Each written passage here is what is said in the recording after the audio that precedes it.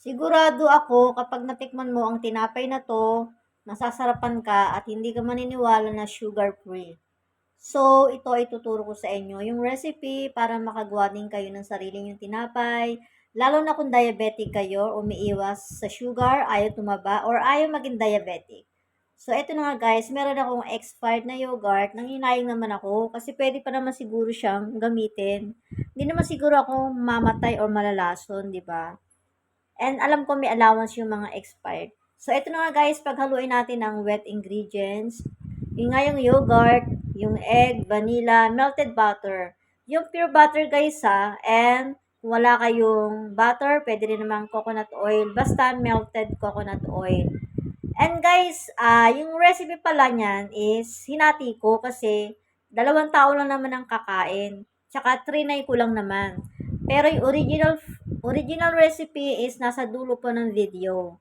Ayun, pang maramihan na yun guys. So, hinati ko yung recipe. So guys, no, nung nahalo na natin yung wet ingredients, pwede na nating ihalo yung dry ingredients. Guys, sa original recipe talaga is almond flour. Dahil oxalate sensitive ako, pinalitan ko siya ng coconut flour. So, yung coconut flour is 50 grams lang po yan ha. Hindi nyo po gagayahin yung original na sukat dun sa original na recipe kasi almond flour yon.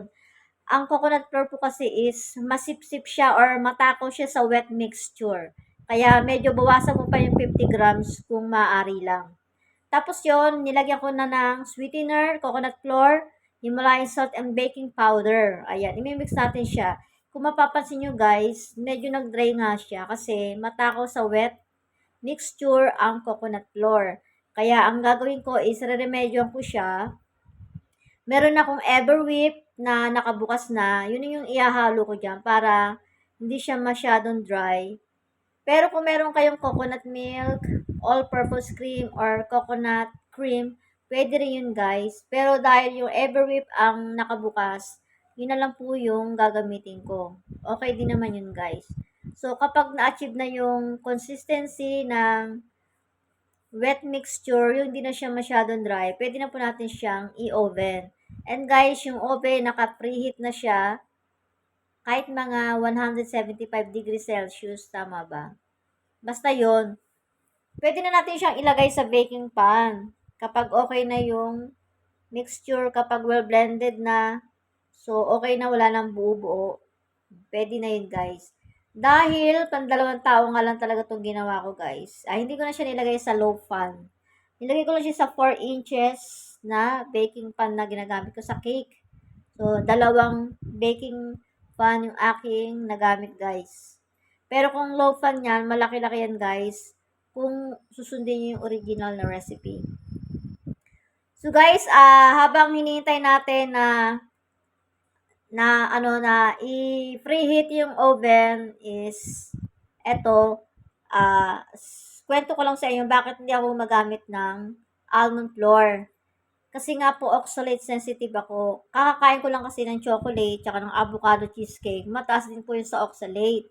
So, medyo may inflammation ako or parang masakit yung dito ko. May nararamdaman ako pagka nasosobrahan na ako sa mga pagkain na mataas sa oxalate, kagaya ng chocolate, kape, almond, ayun, at avocado na talagang favorite ko yun. Kaya minsan nakakalungkot na may mga bagay na hindi talaga para sa'yo.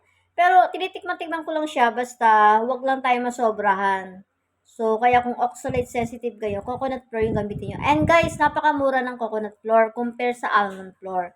So, lahat po ng ingredients is ilalagay ko po dyan sa yellow basket para maka-order po kayo and makagawa din po kayo ng sarili nyong tinapay. And guys, lalo na kung diabetic ka, naku, iwasan mo po talaga yung tinapay sa bakery. Gumawa ka lang ng sarili mong low carb, sugar free bread.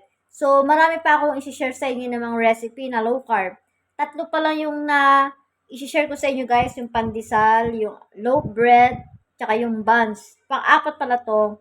So guys, ayun, marami pa akong i-upload. I-follow nyo na lang po ako para ma-update kayo sa mga new recipe ko sa low carb. So ayun guys, thank you for watching. Sana may natutunan kayo. And guys, stay healthy, stay low carb. So ayun guys, sana may natutunan kayo and mag-check out na kayo guys at gayahin nyo na po ang recipe na to. Promise, hindi kayo magsisisi. Masarap po yan para kang, alam mo yung macarons, na ganun siya guys. At hindi mo malalasahan yung pagka-asim ng yogurt kapag naluto na siya guys. Guys, ito yung recipe Nasa dulo ng video. Screenshot nyo na lang para masundan nyo po siya. Thank you for watching.